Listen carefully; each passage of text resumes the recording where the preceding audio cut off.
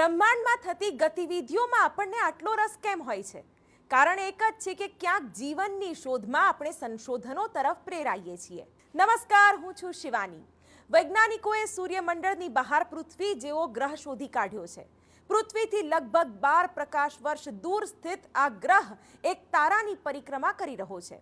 વૈજ્ઞાનિકોએ આશા વ્યક્ત કરી છે કે આ ગ્રહમાં પૃથ્વી જેવું ચુંબકીય ક્ષેત્ર હોઈ શકે છે. આ ગ્રહનું નામ YZ સેટી બી છે, જેને વૈજ્ઞાનિકોએ પૃથ્વી 2.0 નું નામ આપ્યું છે. જે ગ્રહો સૂર્યમંડળની બહાર તારાની પરિક્રમા કરે છે તેને એક્સોપ્લેનેટ કહેવાય છે. અને ખગોળશાસ્ત્રીઓનું કહેવું છે કે YZ સેટી બી તરફથી સતત સંકેતો આવી રહ્યા છે, જે વારંવાર એમ સૂચવી રહ્યા છે કે આ ગ્રહનું પૃથ્વી જેવું પોતાનું ચુંબકીય ક્ષેત્ર છે. આ સિવાય વૈજ્ઞાનિકોએ આશા વ્યક્ત કરી છે કે ત્યાં જીવન છે.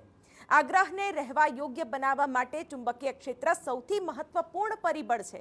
ત્યારે YZ સેટી બી એક્સપ્લેનેટ સંબંધિત માહિતી નેચર એસ્ટ્રોનોમી જર્નલમાં પ્રકાશિત કરવામાં આવી છે.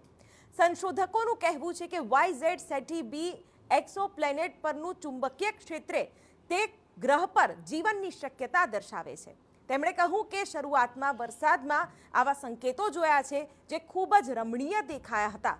જ્યારે તેને ફરીથી જોઈ રહ્યા છીએ ત્યારે તે ઇશારો કરી રહ્યો હતો કે તે કદાચ ખરેખર તેની પાસે ઘણું છે અને આ ગ્રહમાં મજબૂત ચુંબકીય ક્ષેત્ર છે કે નહીં તેના પર નિર્ભર છે.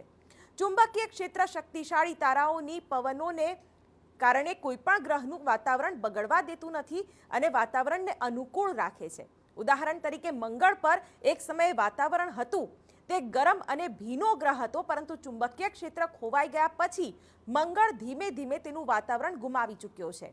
આપણા સૌરમંડળમાં ગુરુ, શનિ, યુરેનસ અને નેપચ્યુન ચુંબકીય ક્ષેત્ર ધરાવે છે. ત્યારે વિજ્ઞાનીઓ આ પહેલા પણ ચુંબકીય ક્ષેત્રોવાળા એક્સોપ્લેનેટ શોધી ચૂક્યા છે.